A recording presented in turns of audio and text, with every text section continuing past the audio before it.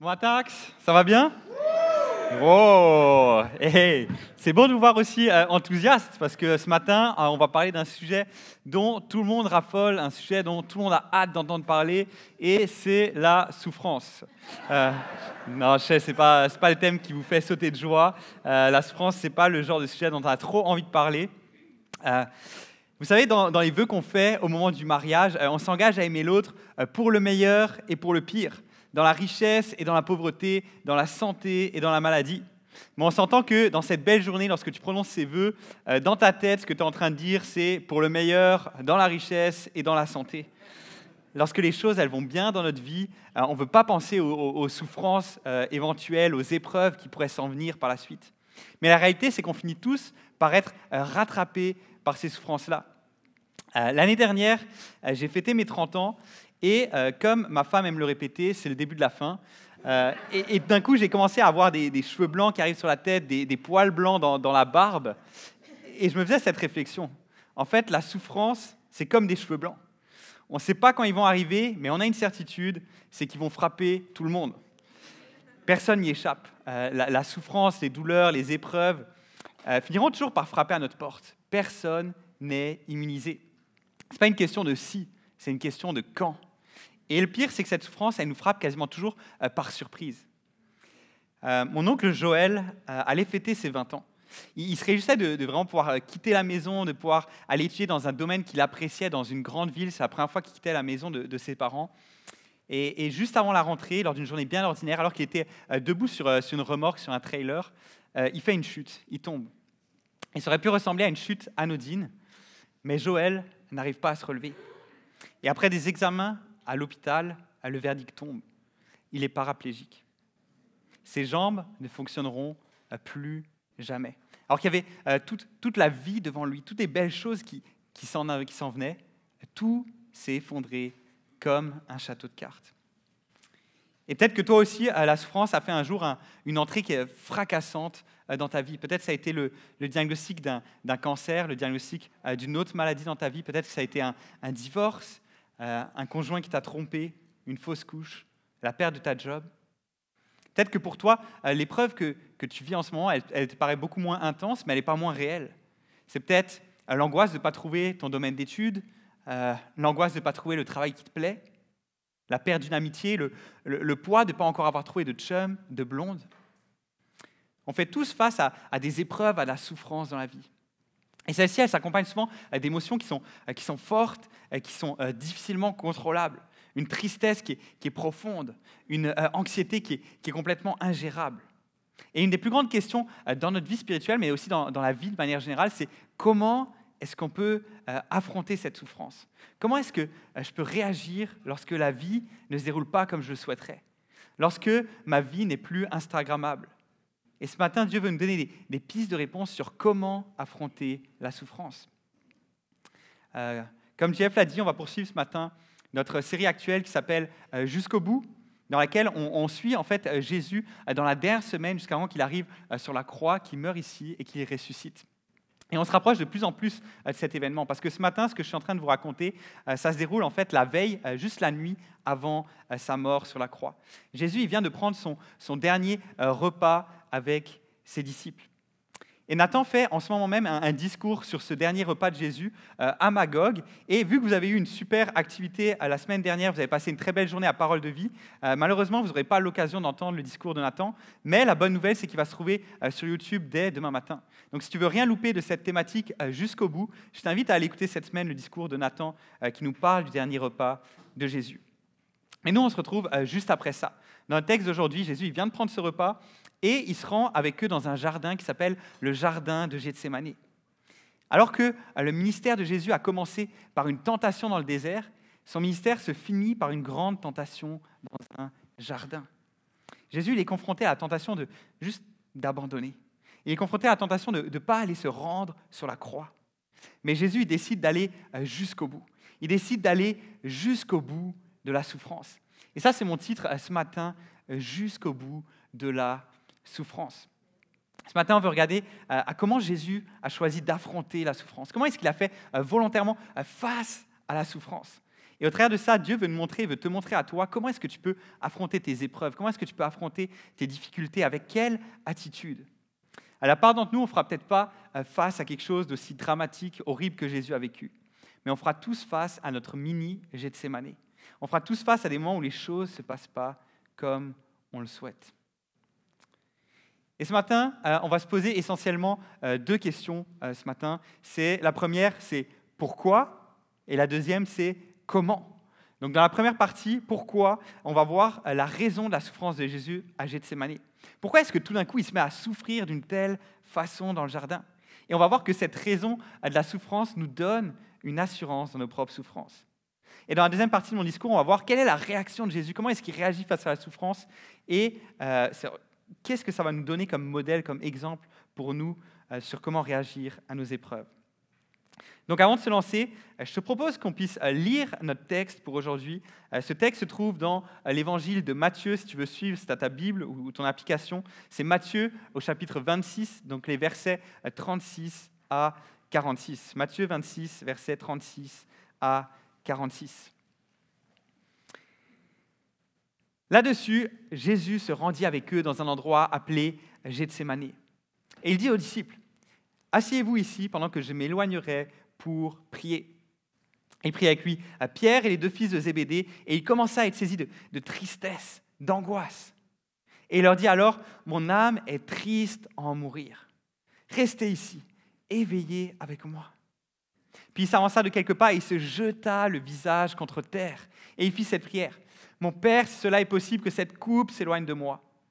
Toutefois, non pas ce que je veux, mais ce que tu veux. » Il revint vers les disciples qu'il trouva endormis et dit à Pierre, « Vous n'avez donc pas pu rester éveillés une seule heure avec moi? Restez vigilants et priez pour ne pas céder à la tentation. L'esprit est bien disposé, mais par nature, l'homme est faible. » Il s'éloigna une 2e fois et fit cette prière, « Mon Père, si ce n'est pas possible que cette coupe s'éloigne de moi sans que je la boive, que ta volonté soit faite. » Et il revint et les trouva encore endormis, car ils avaient les paupières lourdes. Il les quitta, s'éloigna de nouveau et pria pour la 3e fois, répétant les mêmes paroles. Puis il revint vers ses disciples et leur dit, « Vous dormez maintenant et vous vous reposez. Voici, l'heure est proche et le Fils de l'homme est livré entre les mains des pécheurs. Levez-vous, allons-y, celui qui me trahit s'approche. » Donc on va se lancer dans notre première partie, la raison de sa souffrance qui est pour nous une assurance. Jésus il se rend dans un jardin, ce qui est l'équivalent d'un parc dans nos villes actuellement, avec ses disciples. Et ce qui est intéressant, c'est que le nom de ce jardin, Gethsémane, ça signifie littéralement pressoir à olives. Pressoir à olives, c'est-à-dire l'outil par lequel l'olive a été écrasée pour produire son huile précieuse. Jésus, lui, c'est le Messie. Ce qui signifie Messie, la traduction en français, ça veut dire loin de Dieu, celui sur qui on a versé de l'huile d'olive. Et ce Jésus-là, il se retrouve à devoir affronter une épreuve terrible par laquelle il allait être pressé, écrasé, pour qu'on puisse bénéficier de cette huile précieuse. Jésus, il s'en va à Gethsémane, il s'en va au pressoir. Il s'en va au pressoir qui, en fait, est la croix. Le lieu où il va pouvoir être écrasé pour libérer, déverser son huile. C'est-à-dire déverser sa vie pour toi, pour moi, pour le monde.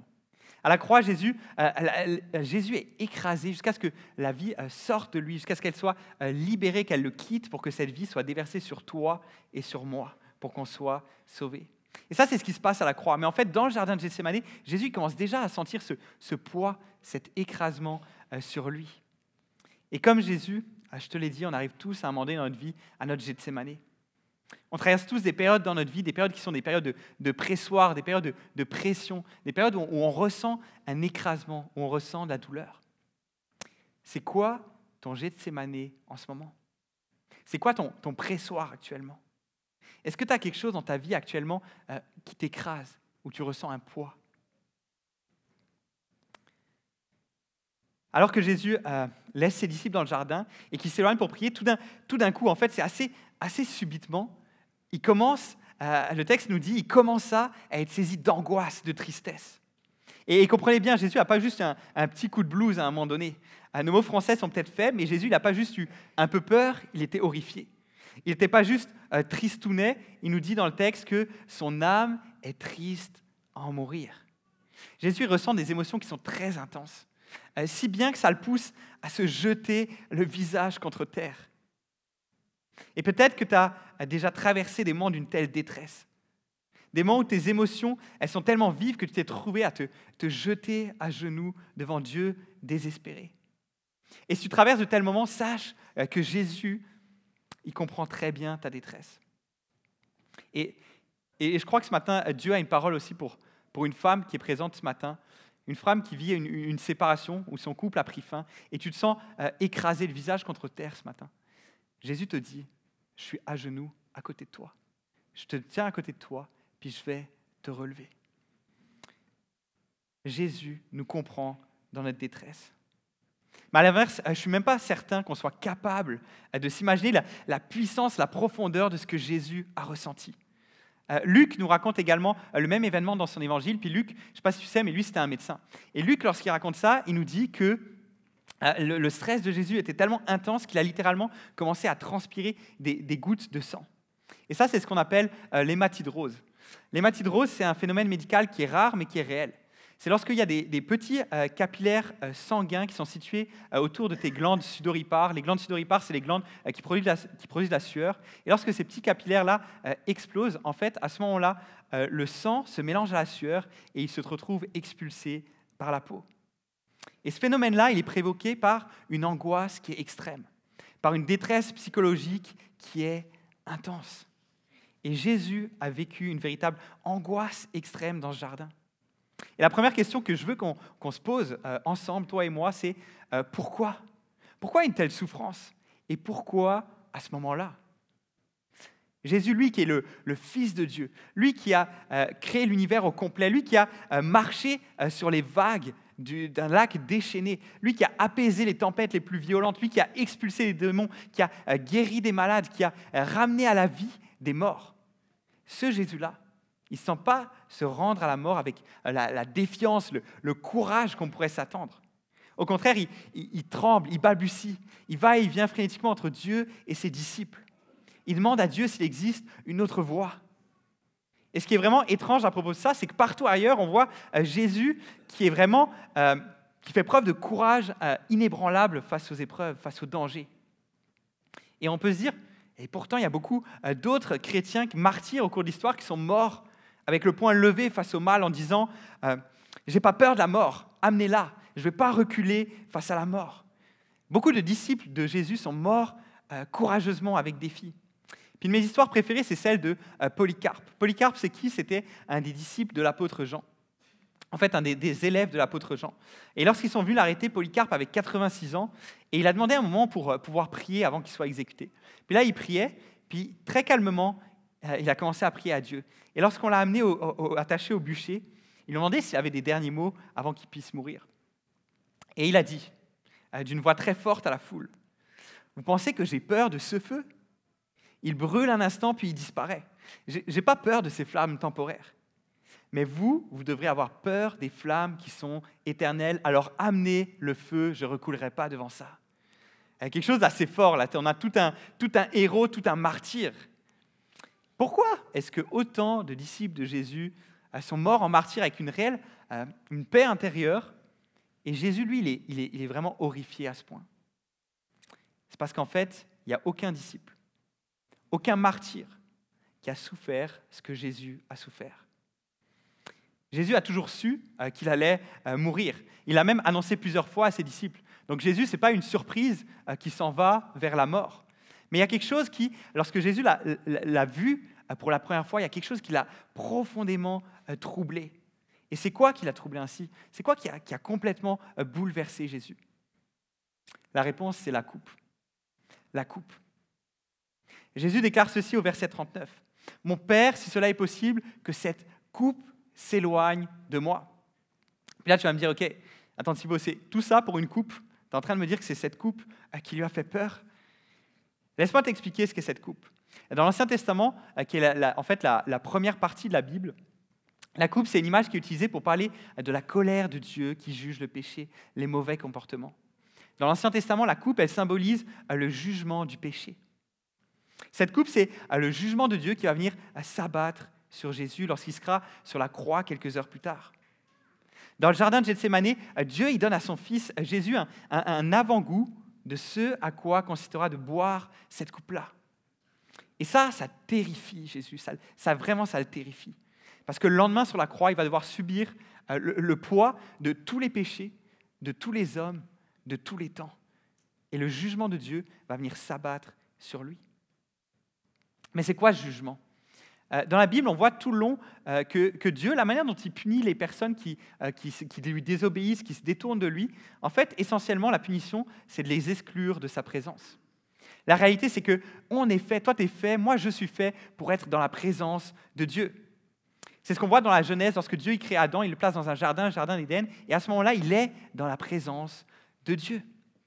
Comme une plante, elle a besoin de soleil, sinon elle se fane, elle se désagrège et elle meurt. Comme une planète, elle a besoin du soleil pour que la vie y soit présente. Toi et moi, on a absolument besoin de la présence de Dieu. Mais le péché, il nous convainc, il me convainc, il te convainc qu'on serait plus heureux sans Dieu, on serait plus heureux loin de lui. Et en fait, la punition ultime de Dieu, c'est de dire, si tu veux être loin de moi, alors sois loin de moi. Il nous exclut, ou en fait plutôt, il nous laisse nous exclure nous-mêmes de sa présence, et on se fane, on se désagrège et on meurt. La séparation d'avec Dieu, c'est la pire punition qu'un homme peut subir. Et cette coupe que Jésus allait devoir boire, ce jugement, c'était la séparation d'avec son Père, l'exclusion de sa présence, l'abandon. Certains d'entre vous, vous avez malheureusement connu l'abandon d'un de vos parents. Vous avez connu l'abandon d'un ami proche, d'un conjoint. Et c'est une trahison qui est terrible, qui est affreuse. Et c'est horriblement dur de pouvoir se remettre de ça. Mais vous savez quoi ? Aucun de nous n'a connu la douleur que c'est d'être abandonné par Dieu. C'est la douleur qui est la plus horrible. Et imaginez-vous alors que Jésus, alors que lui, il avait connu une relation qui était intime, qui était absolue, un face-à-face parfait depuis toute l'éternité avec Dieu le Père. Imaginez-vous Jésus qui, depuis toujours et jusqu'à ce jour, avait joui de cette intimité la plus proche avec le Père. Il connaissait l'amour, la gloire de cette relation parfaite. Et alors que Jésus, à Gethsémane, il commence à prier parce qu'il est horrifié, parce qu'il a vu la séparation qu'il allait devoir subir avec son Père. Il a vu l'enfer qui était ouvert devant lui plutôt que le paradis pour la première fois. Et c'est sur la croix, Jésus va faire une déclaration qui est déchirante. Il dit « Mon Dieu, pourquoi est-ce que tu m'as abandonné ?» Mais tout ça, ça débute dans le jardin. Dans le jardin, Jésus il commence à expérimenter l'horreur de l'abandon par son Père. Alors qu'il avait connu cette intimité depuis l'éternité, le Père lui fait goûter à l'exclusion et au rejet qu'il subira sur la croix. C'est William Lane, un théologien du siècle dernier, qui dit ceci. C'est l'horreur de celui qui a vécu totalement pour le Père, qui est venu pour être avec son Père pendant une brève interruption avant sa mort et qui a trouvé l'enfer plutôt que le ciel ouvert devant lui. Jésus n'est pas surpris des souffrances physiques qui s'en viennent. Il ne se plaint pas de sa mort physique. Parce que oui, Jésus il va devoir subir des souffrances physiques qui sont, on s'accorde, assez terribles. Il sera flagellé, il y a des bouts de métal qui vont arracher des lambeaux de peau dans son dos, il y a des épines de plusieurs centimètres qui vont être plantées dans son crâne, il y a des clous qui vont transpercer ses poignets, ses chevilles. Il va agoniser des heures. Mais tu sais quoi ? C'est pas ça. C'est pas ça à Gethsémane qui fait chanceler Jésus. Mais c'est l'abandon de son Père auquel il va devoir faire face. Ça, c'était l'horreur de la croix pour lui. Et c'est pour ça que les écrivains du Nouveau Testament, honnêtement, ils ne se concentrent pas beaucoup sur les aspects physiologiques de la mort de Jésus. Si tu regardes dans la Bible, ils ne rentrent pas beaucoup dans les détails gore de toute sa souffrance. Parce que la souffrance physique, aussi terrible qu'elle est, ce n'était pas ça l'essence du calvaire de Jésus. L'essence du calvaire, c'était l'abandon par Dieu. Le véritable enfer, c'était d'être séparé de Dieu. À Gethsémane, Jésus il a regardé pleinement dans la coupe de la colère infinie de Dieu, dans l'enfer de la séparation avec son Père, et ça l'a tellement accablé qu'il a failli en mourir. Ça, c'est la raison de la souffrance de Jésus à Gethsémane. Beaucoup de personnes disent « Moi, je ne crois pas dans un Dieu de jugement. Moi, je crois uniquement dans un Dieu d'amour. » Et j'ai envie de te dire, si c'est ton cas, retourne lire cette histoire de Jésus à Gethsémane.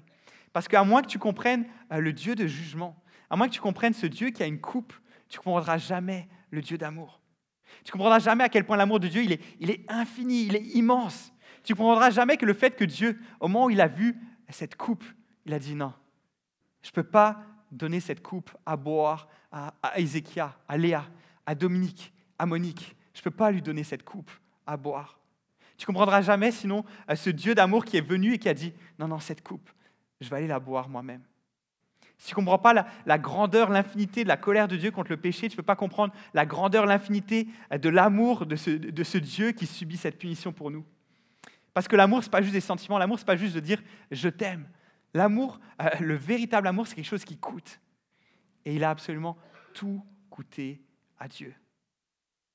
Si tu crois dans un Dieu d'amour, mais tu ne crois pas que Jésus est mort sur la croix pour toi, alors ça a coûté quoi à ton Dieu de t'aimer ? Si tu crois dans un Dieu d'amour, mais tu ne crois pas au fait que Jésus soit mort pour toi, ça a coûté quoi à ton Dieu de t'aimer ? C'est Jonathan Edwards, un pasteur très célèbre du XVIIIe siècle, qui a posé une question intéressante. Il a dit « Pourquoi est-ce que Dieu a donné à Jésus un aperçu des horreurs de la croix ici à Gethsémanée ?» Ça semble presque cruel et dans un sens un peu risqué. Et si en fait, lorsque Jésus a vu tout ça, il avait choisi de se rétracter ? Pourquoi ne pas attendre qu'il soit cloué sur la croix pour lui montrer tout ça ? Et voici ce que Jonathan Edwards répond à ça. C'était pour que nous voyions que Jésus a choisi d'aller à la croix volontairement, sachant parfaitement ce qu'il allait éprouver, afin que son amour pour nous soit encore davantage mis en évidence. C'était pour qu'on puisse voir l'étendue du prix que Jésus était prêt à payer pour nous racheter. C'est Jésus qui dit ceci en Jean 10. « Je donne ma vie pour mes brebis. Personne ne me l'enlève, mais je la donne par moi-même, de moi-même. J'ai le pouvoir de la donner et j'ai le pouvoir de la reprendre. » Jésus a choisi volontairement d'aller jusqu'au bout. C'est en toute connaissance de cause que Jésus a choisi d'aller jusqu'au bout par amour pour nous.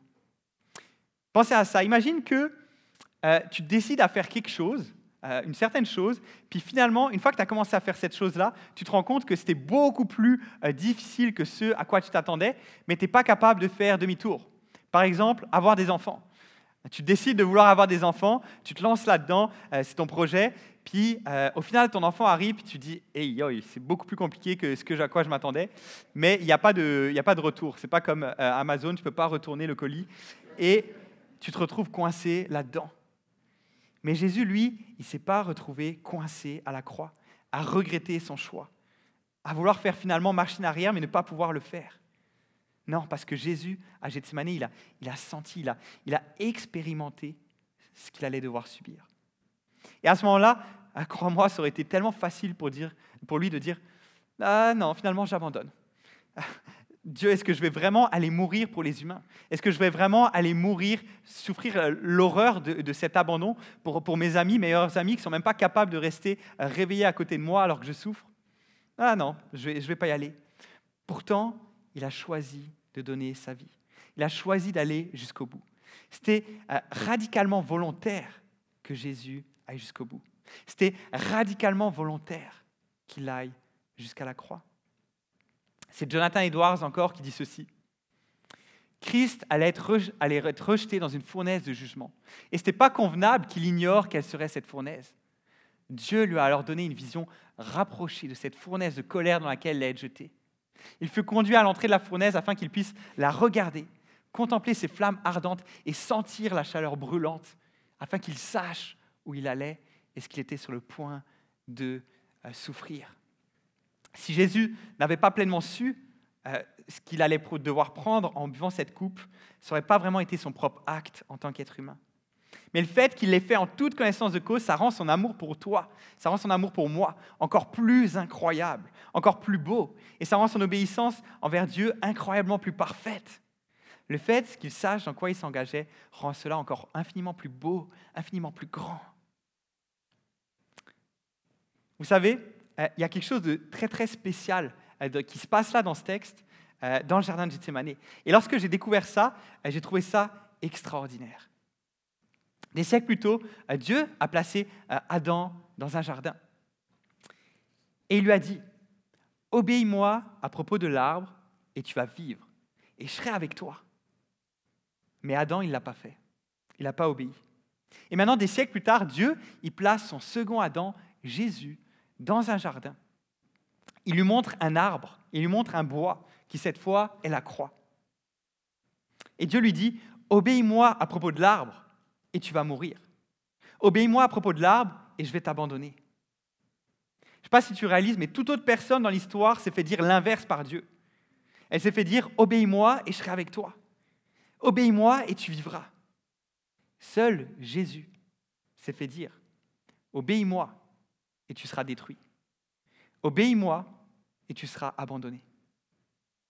Et Jésus a obéi malgré tout. Personne n'a jamais obéi à Dieu de cette façon. Personne. Jésus a obéi jusqu'au bout et il est mort pour nous. Il est mort pour toi, il est mort pour moi.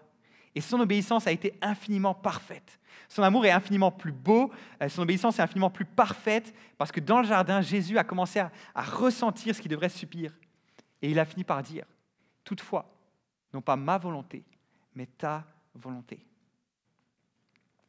Et alors qu'on a découvert ensemble ce matin pourquoi une telle souffrance et pourquoi à ce moment-là, tu te dis peut-être, hey, c'est quoi que ça change pour moi ? C'est quoi que ça change pour nous ? C'est quoi que ça change pour mes souffrances que je suis en train de traverser en ce moment ? Ce que ça change, c'est que ça nous donne une assurance incroyable dans les épreuves, dans nos souffrances. Tu as l'assurance que Dieu sera toujours à tes côtés. Jésus a été abandonné, il a été séparé, il a été coupé de Dieu pour que toi, tu ne le sois jamais. Peu importe ce que tu traverses, Dieu ne t'abandonnera jamais parce que Jésus a subi cet abandon à ta place. Jésus nous a fait une promesse incroyable, il a dit « Et moi, je suis avec vous tous les jours, jusqu'à la fin du monde. » Et non seulement Jésus, il est avec nous à chaque instant par son Saint-Esprit, mais en plus de ça, il est celui qui peut nous comprendre mieux que quiconque. Le fait que Jésus il ait subi toute cette souffrance fait qu'il comprend mieux que quiconque ce qu'est l'abandon. Il comprend mieux que quiconque ce qu'est la trahison. Il comprend mieux que quiconque ce qu'est la solitude. Il comprend mieux que quiconque ce qu'est le stress, l'angoisse, la terreur. Il comprend mieux que quiconque ce qu'est la détresse, la tristesse, l'agonie. C'est Hébreux 4, 14 à 16 qui nous dit ceci. Ainsi, puisque nous avons un souverain grand prêtre qui a traversé le ciel, Jésus, le Fils de Dieu, restons fermement attachés à la foi que nous professons. Enfin, en effet, nous n'avons pas un grand prêtre incapable de compatir à nos faiblesses. Au contraire, il a été tenté en tout point comme nous, mais sans commettre de péché. Approchons-nous donc avec assurance du trône de la grâce afin d'obtenir compassion et de trouver grâce pour être secourus au moment opportun. Nous pouvons rester fermement attachés à la foi. Tu peux tenir ferme dans l'épreuve. Tu peux tenir ferme dans la souffrance. Pourquoi est-ce que tu peux tenir ferme ? Parce qu'en Jésus, tu as un sauveur qui te secourra au moment opportun. Parce qu'en Jésus, tu as un ami qui compatit à tes souffrances. Tu as un ami qui a compassion de toi. Tu as un ami qui t'écoute. Tu as un ami qui te soutient. Quelle assurance incroyable dans nos épreuves. La raison des souffrances de Jésus à Gethsémane est notre assurance dans nos propres souffrances. Parce que Jésus a souffert l'abandon, nous ne serons jamais seuls dans les épreuves. Et on arrive à la deuxième question ce matin.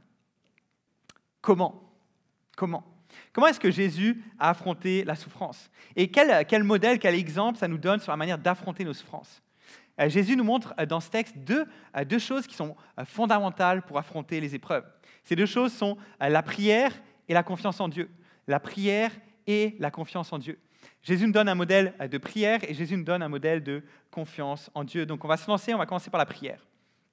Jésus nous encourage à répondre à nos souffrances par la prière plutôt que par la passivité. Mais avant qu'on puisse regarder à Jésus, à cet exemple qu'il nous donne, on va regarder au contre-exemple que nous donnent les disciples. Parce qu'il ne nous parle pas de prière, mais il nous donne plutôt un mauvais exemple de passivité. Alors que Jésus il demande à Pierre, Jacques et Jean, ses amis les plus proches, de pouvoir veiller, de pouvoir prier avec lui, qu'est-ce qu'ils font ? Ces très bons disciples, ils s'endorment 3 fois. En fait, ces 3 disciples ont la réaction qui est très fréquente, que les hommes et femmes ont très fréquemment face à la souffrance. Et cette réaction, c'est la passivité. Pour certains d'entre nous, peut-être c'est ton cas, lorsque tu affrontes une épreuve, une façon de te réagir, c'est de la passivité. De la passivité qui est peut-être subie. En fait, tu as une telle une telle peur que ça te paralyse. La tristesse que tu vis, elle est tellement intense que tu es comme bloqué, tu es comme figé. Tu ne sais même pas comment réagir. Tu ne vas pas chercher de l'aide auprès de Dieu. Ça, c'est une des manières dont les hommes réagissent face à la souffrance. C'est de la passivité subie. Mais pour d'autres, peut-être c'est ton cas. Ta façon de réagir, c'est une passivité qui est volontaire. Tu engourdis ta douleur en t'échappant dans le travail, dans la nourriture, dans le voyage, dans la sexualité, dans le sport. Tu disparais dans le trou noir de Netflix ou dans le scroll sur Instagram ou TikTok pour ne pas avoir pensé à tes problèmes. Est-ce que tu te reconnais dans ces comportements? La passivité. Mais Jésus, lui, nous encourage à un comportement qui est complètement contraire à la passivité. Il nous encourage, dans nos épreuves, à veiller activement dans la prière. Et on va voir que Jésus nous donne un modèle de comment veiller activement dans la prière. Il nous donne plusieurs clés concernant la prière. La première clé qu'il nous donne concernant la prière, c'est fais de la prière une habitude. Fais de la prière une habitude. Ce que je suis en train de te dire, ce n'est pas de faire de la prière de quelque chose de plate et répétitif. Ce que je suis en train de te dire, c'est que la prière dans ta vie, ça devrait être quelque chose qui est régulier et journalier plutôt que quelque chose qui arrive une fois toutes les années bissextile. Fais de la prière quelque chose de régulier. Et tu vas me dire peut-être, où est-ce qu'on voit ça dans le texte qu'on a lu? En fait, on voit ça chez Jean, qui lui aussi raconte le même événement dans son évangile. Et Jean nous dit que Judas savait où arrêter Jésus parce que Jésus se retirait souvent dans le jardin avec ses disciples pour pouvoir prier et passer du temps avec son Père. Autrement dit, Jésus, il n'a pas attendu de se retrouver, il n'a pas regardé son agenda en se levant ce jour-là et dire « Hey, c'est demain la croix, il va falloir peut-être que j'aille prier pour tout ce qui s'en vient. » Non, Jésus, en fait, il priait souvent. Il se retirait souvent pour parler avec son Père. Et toi, est-ce que tu as un endroit, et surtout est-ce que tu as un moment quotidien où tu aimes te retirer pour passer du temps dans la prière avec ton Père? Est-ce que tu as ce moment-là? Savez-vous comment est-ce qu'on prie efficacement dans les moments critiques? La réponse, c'est qu'on prie même quand ce n'est pas critique. Vous savez comment on cultive une foi qui ne vacille pas dans les moments difficiles? On cultive cette foi même dans les moments ordinaires. Sacrée réponse. Vous savez ce que mes grands-parents ont fait lorsque leur fils Joël, que je t'ai parlé tantôt, a eu cet accident? Ils ont prié. Ils ont prié encore et encore. Pendant les longs mois de rééducation, ils ont prié que Dieu prenne soin de leur fils. Et Dieu a répondu à leur prière. L'homme que vous voyez ici, c'est mon oncle Joël. Joël a pu faire les études qu'il souhaitait. Joël s'est marié.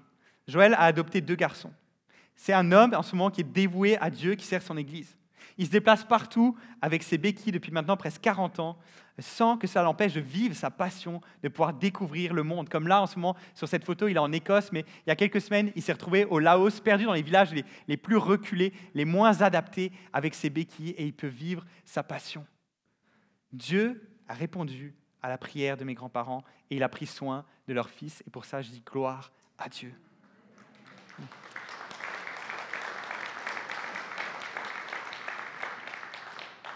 Quel a été le réflexe de mes grands-parents face à cette épreuve? La prière. Mais sache que mes grands-parents n'ont pas commencé à prier au moment de cet accident. La prière a toujours occupé une place importante dans leur vie. Chaque matin, si tu allais dans leur cuisine, tu pouvais être certain de les retrouver en train de prier. Chaque fois que j'appelle ma mamie, qui d'ailleurs nous écoute depuis la France, donc je te dis salut mamie, et je sais mamie que je ne t'appelle pas assez souvent, je suis désolé pour ça, mais chaque fois que je l'appelle, ma mamie me dit, chaque jour, on prie pour chacun des petits-enfants. Comme Jésus et comme ma mamie, je t'invite à faire de la prière une habitude dans ta vie. Ça, c'est la première clé. Deuxième clé, dans la souffrance, prie avec des amis proches. Ce que je suis en train de vous dire, c'est quelque chose qui est très contre nature pour la plupart d'entre nous. Pour la majorité d'entre nous, lorsqu'on vit des difficultés, des épreuves, notre réflexe naturel, c'est d'aller s'isoler, c'est d'aller se renfermer sur nous-mêmes, de plus forcément venir à l'église, de s'isoler de certains cercles sociaux. Mais, si on regarde à Jésus, il nous enseigne quelque chose de tout autre. Alors qu'il est au plus creux de la vague, alors qu'il est au cœur de l'épreuve, qu'est-ce qu'il fait? Il demande à ses disciples les plus proches, ses amis les plus proches, Pierre, Jacques et Jean, de pouvoir venir avec lui, de l'accompagner et de prier avec lui.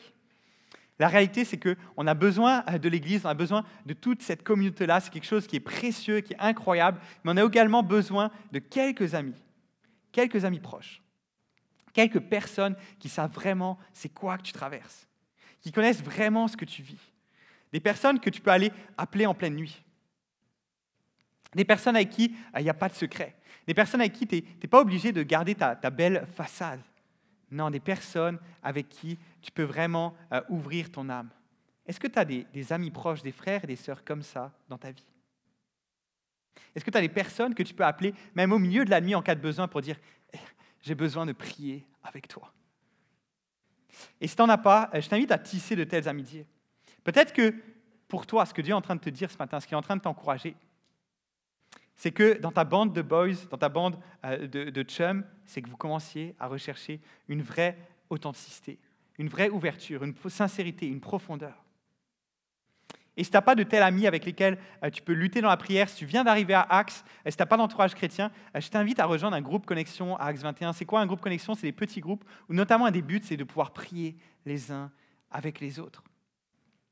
Dans nos souffrances, comme Jésus, on a besoin de s'entourer d'amis proches avec qui prier. Jésus nous donne une autre clé par rapport à la prière. Donne à Dieu tes sentiments. Donne à Dieu tes sentiments. Jésus donne à Dieu ses sentiments. Et c'est quelque chose qui me marque beaucoup. Parce que Jésus, il n'a pas peur de dire à son Père, « Mon âme est triste à en mourir ». Il expose ses sentiments de manière qui est vulnérable. Il n'y a pas de filtre, il n'y a pas de modification, d'embellissement. Parfois, on se dit, « Ah, et c'est pas très beau l'état de mon cœur actuellement. » Je ne voudrais pas que Dieu voie la colère que j'ai en ce moment parce que c'est vraiment pas très beau. Mais en fait, c'est faux. Lui, Jésus, il choisit d'exprimer ses sentiments de manière vulnérable. Il dit simplement à Dieu comment il se sent. Et ça, c'est le commencement d'une prière qui est sincère. Je ne sais pas pour toi, mais beaucoup de chrétiens trouvent la prière ennuyante. Mais c'est parce qu'en fait, on a fait de la prière quelque chose d'impersonnel, alors que c'est censé être une discussion à cœur ouvert avec Dieu. Une discussion en toute franchise avec lui. Mais parfois, on parle à Dieu, mais pas avec lui. Et même quand on parle avec Dieu, on retient des choses, on filtre ce qu'on ressent parce qu'on se dit qu'on ne peut pas exprimer ça, ce n'est pas une bonne chose. Mais lorsque tu regardes au psaume, lorsque tu regardes aux psalmistes, lorsqu'ils écrivent, on voit qu'ils étaient beaucoup plus honnêtes que nous. Combien d'entre nous, parfois, on a de la colère contre Dieu, on a de l'incompréhension, on a de la déception envers Dieu. Et on a tous des sentiments comme ça qui sont parfois bons, mais pas aussi parfois mauvais. C'est des choses qui sont présentes. Et c'est John Ortberg, un pasteur américain, un auteur américain, qui a dit ceci. La prière n'est pas un endroit où être bon, c'est un endroit où être honnête. La prière est un endroit où être honnête. Et apparemment, Jésus, il avait bien moins peur de l'honnêteté et de la transparence que nous. Comme Adam et Ève se sont cachés dans le jardin d'Éden, nous aussi, parfois, on se cache de comment on se sent vis-à-vis de Dieu. Pourtant, la prière, elle est pour toi une safe place. Une safe place dans laquelle tu peux être tout ce que tu es et tu peux amener tout ça devant Dieu et devant tout ce qu'il est. Tu n'as pas besoin de te moraliser. Tu peux laisser tout ce qui est à l'intérieur remonter à la surface parce que tu t'adresses au Dieu dont le trait de caractère qui le définit est la compassion. Comme on l'a vu tantôt dans le passage d'Hébreux, Jésus connaît tous les sentiments que tu peux expérimenter et il les comprend. Un autre exemple qu'on peut retirer de la façon dont Jésus prie dans la souffrance, c'est qu'il donne à Dieu ses désirs. Donne à Dieu tes désirs. Voici ce que Jésus dit dans sa prière au Père. « Mon Père, si cela est possible, que cette coupe s'éloigne de moi. » Jésus est en train de dire « Et s'il y a un seul autre chemin pour que les hommes soient sauvés, autre que par le fait que je boive cette coupe sur la croix, s'il te plaît, Papa, utilise ce chemin-là. » Jésus est en train de demander au Père de ne pas aller à la croix. Alors que c'est censé être le point culminant de sa venue sur la terre, il dit au Père, « Je ne suis pas capable, je ne veux pas y aller. Il doit y avoir un autre moyen. » Mais le fait que Jésus soit allé à la croix montre qu'il n'y avait pas d'autre chemin que celui-ci. Et Jésus, quand tu regardes à ça, il nous donne l'exemple de pouvoir amener à Dieu tous nos désirs. Pas juste les bons désirs, mais comme pour les sentiments, autant les bons que les mauvais désirs. Et Jésus n'a pas peur de les partager à Dieu. Alors n'aie pas peur non plus. On a tous des désirs en nous qui sont imparfaits. Et souvent, on les édite, on les modifie lorsqu'on s'adresse à Dieu. Et en fait, ce qui est en fait un manque de transparence avec Dieu finit par nous déconnecter avec Dieu. Et tous ces désirs qui sont mauvais ou ambigus, que tu n'amènes pas à Dieu, au final, ils finissent par rester dans ta tête, en boucle, puis tu ne sais pas quoi en faire. Donnons à Dieu nos désirs. N'hésitons pas à les partager, parce que ça peut révolutionner notre manière de prier. Qu'est-ce qui se passerait si, au moment de la tentation, au moment de l'attirance sexuelle, au moment que tu commences à avoir ce deuxième regard avec cette personne, au moment de cliquer sur cette page, au moment de personnifier cet homme, cette femme, et de se sentir mal, qu'est-ce qui se passerait si, à ce moment-là, tu t'arrêtais, tu allais parler à Dieu et lui dire « Hé papa, j'ai vraiment de la convoitise, je t'avoue, j'ai une attirance malsaine pour cette personne. Je veux vraiment aller sur ce site. Dieu, je t'avoue que c'est mon désir en ce moment. » Amenons l'ensemble de nos désirs à Dieu et laissons-lui les filtrer. Ne les cachons pas. De toute façon, il connaît chacun de nos désirs, il connaît chacun de nos pensées, chaque chose dans notre cœur. Donc, amenons-lui tous nos désirs. Mais, et ce mais est important, il ne faut pas que tu t'arrêtes là. Il y a une dernière clé qui est importante. Et cette dernière clé, elle doit venir avec toutes les clés précédentes. Cette clé-là, c'est « donne à Dieu toute ta confiance dans la prière ». Jésus, il n'a pas seulement partagé ses désirs, sa volonté personnelle à son Père. Non, il ne s'est pas arrêté là. Mais il a poursuivi sa prière en disant ceci. « Toutefois, non pas ce que je veux, mais ce que tu veux. » Le désir qui était le plus profond de Jésus. Encore plus profond que son désir de ne pas souffrir, son désir de ne pas vivre la séparation, l'abandon, c'était son désir de voir la volonté de Dieu se réaliser. Son désir le plus profond était que Dieu fasse son chemin, son plan au travers de sa vie, peu importe, parce qu'il savait qu'ultimement, la volonté de Dieu était ce qu'il y avait de meilleur pour lui. Dans nos épreuves, donnons notre confiance à Dieu dans la prière. Affirmons-le, Dieu, je veux que ton plan se réalise. Jésus a exprimé ses sentiments, il a exprimé ses désirs, mais il a fini en disant « toutefois ». Et je suis convaincu que la vie chrétienne, elle serait plus brillante, que l'Église, elle serait plus efficace s'il y avait des personnes qui prieraient plus souvent la prière du toutefois. Oui, je traverse ces difficultés. Oui, ce chemin a l'air difficile. Oui, j'ai toutes ces émotions. Toutefois, je vais obéir à Dieu et je vais le glorifier par mes actions et par ma réponse. Toutefois veut dire que malgré tout ce que je peux traverser, malgré mes sentiments, mes émotions, malgré tous ces défis, ces choses désagréables, j'agirai correctement et avec amour. Seigneur, je ne veux pas abandonner telle dépendance dans ma vie. Toutefois, non pas ce que je veux, mais ce que tu veux. Seigneur, je ne veux pas mettre fin à cette relation. Toutefois, non pas ce que je veux, mais ce que tu veux. Seigneur, je ne veux pas pardonner à cette personne, je te l'avoue. Toutefois, non pas ce que je veux, mais ce que tu veux. Comment réagir lorsque je souffre? Comment est-ce que tu peux faire face aux épreuves dans ta vie? En utilisant cette arme précieuse qu'est la prière, comme Jésus l'a fait.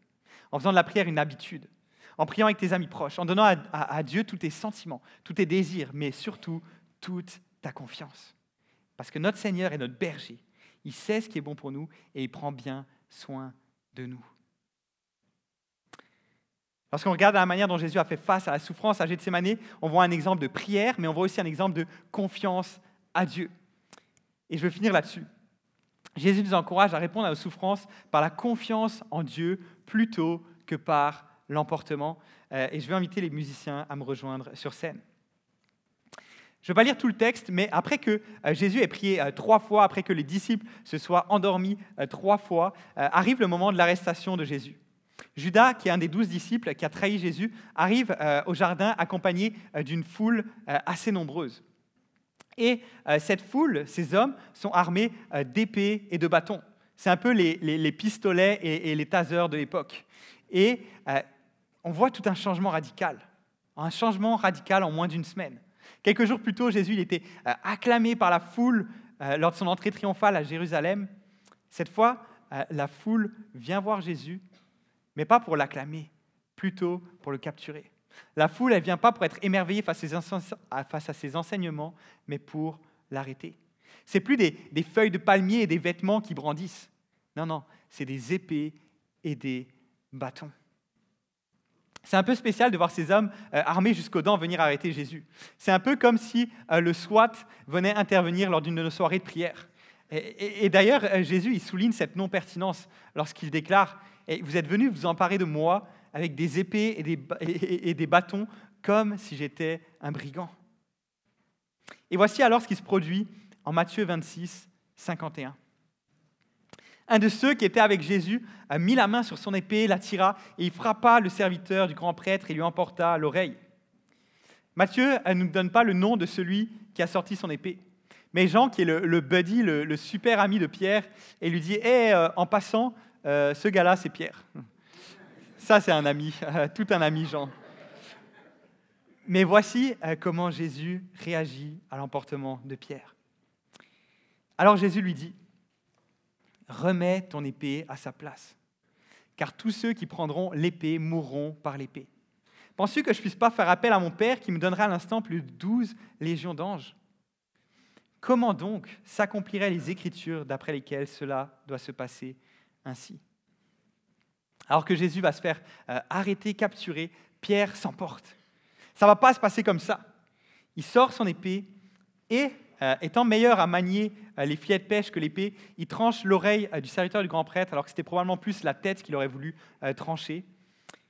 Et tu sais quoi, en fait, souvent toi et moi, on réagit comme Pierre face aux épreuves.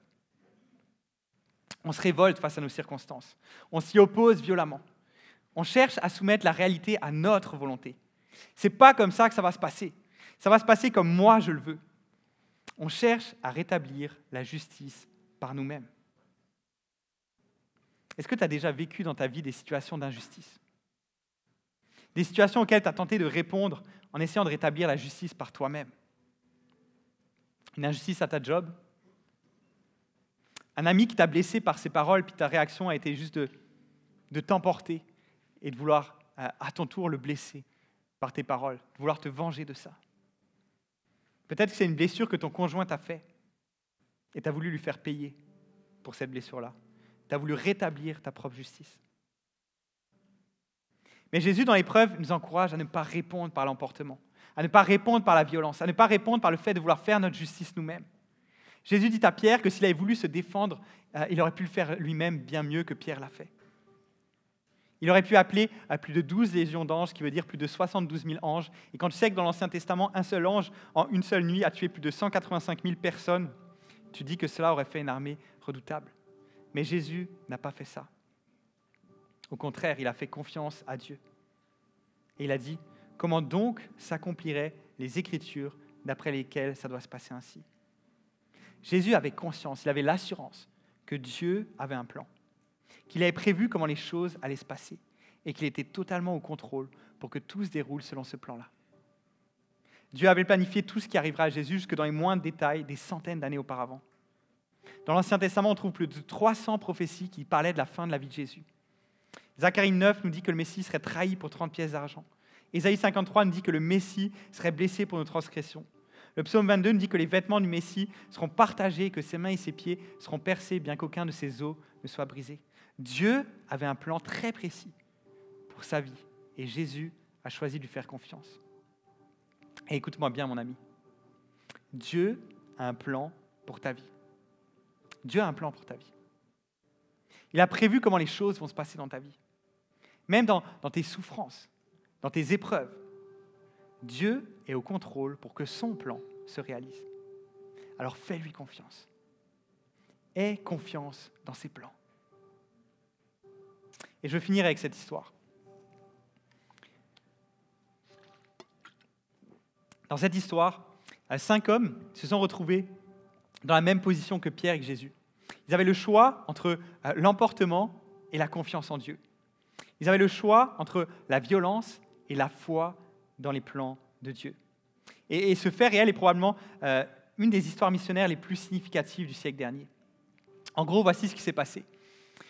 En 1956, après quelques années à essayer d'atteindre l'une des tribus les plus inaccessibles, les plus violentes de l'Équateur, les Huaorani, Jim Elliot et Nate Saint, dont tu peux voir la photo ici, c'est l'homme à gauche, Nate Saint, ils étaient avec 3 autres hommes et ils posent leur petit avion que tu vois dans le fond sur une plage pour établir un contact avec cette tribu et aller leur annoncer l'Évangile.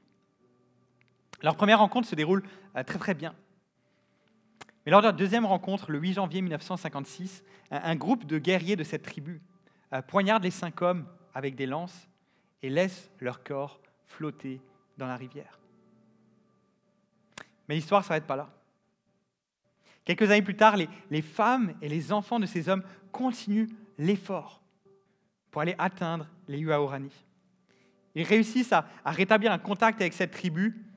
Ils construisent même des écoles, des hôpitaux, et ils leur enseignent la Bible.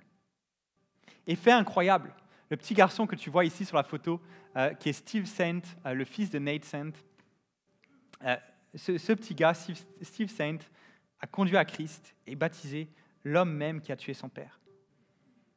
Et ils l'ont adopté dans leur famille comme un grand-père de substitution pour leurs enfants afin de remplacer leur père assassiné. Mais voici une partie de l'histoire que la plupart des gens ne connaissent pas. Au moment où ils ont été tués, Jim Elliot et ses amis étaient armés. Ils avaient des armes chargées avec eux. Mais lorsque les corps ont été retrouvés, ils ont constaté qu'aucun coup de feu n'avait été tiré. En fait, dans l'un des journaux de bord retrouvés de Jim Elliot a écrit que, plusieurs jours avant ça, les 5 hommes avaient décidé qu'ils ne tireraient jamais avec leurs armes sur les membres de la tribu qui ne connaissaient pas Jésus. Et comme ce petit garçon Steve Saint l'a expliqué plus tard, mon père savait que si il mourait, il irait au ciel. Il savait aussi que si les hommes qui l'attaquaient mouraient, il n'irait pas au ciel. Alors il a fait pour eux ce que Jésus a fait pour lui. Lorsque le moment de la décision est arrivé, il a choisi de ne pas ôter la vie, mais de l'offrir. Lorsque le moment est arrivé, il a choisi de ne pas ôter la vie, mais de l'offrir. Acte 21, Jésus à Gethsémanée a choisi de ne pas ôter la vie, mais de l'offrir. Il a choisi de ne pas ôter la vie à ceux qui sont venus l'arrêter, mais de l'offrir. Alors que dans le jardin de Gethsémanée, il a eu un aperçu de la souffrance qui l'attendait. Il a choisi de ne pas faire machine arrière, mais d'aller jusqu'au bout. Alors qu'il a eu un avant-goût de la souffrance terrible que ça allait lui causer, sa séparation avec son père, il n'a pas abandonné, mais il a choisi d'aller jusqu'au bout de la souffrance. Pourquoi ? Par amour pour nous. Par amour pour toi. Alors réfléchis à ça. Si juste à l'avant-goût de la souffrance dans le jardin a laissé Jésus dans un tel état de choc, d'agonie, qu'est-ce que ça a dû être de le vivre pleinement à la croix ? Mais Jésus l'a fait. Jésus l'a fait pour toi. Il a vécu ça sur la croix pour toi. Peut-être que certaines personnes dans ta vie ont déjà fait des sacrifices pour toi. Mais jamais personne ne s'est sacrifié comme Jésus l'a fait pour toi. Personne ne t'a jamais comme ça. Personne ne t'a jamais aimé comme ça.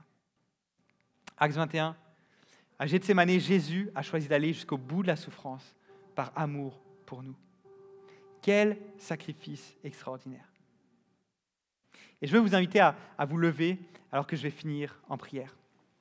Je vous invite à vous lever et je vous invite à fermer vos yeux aussi pendant ce temps-là.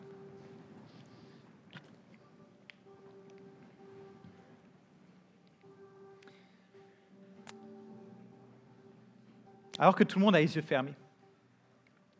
Avant de commencer à prier, je veux m'adresser à toi. Je veux m'adresser à toi qui aujourd'hui, jusqu'à aujourd'hui, n'a pas encore pris la décision de suivre Jésus, de vouloir vivre ta vie pour lui.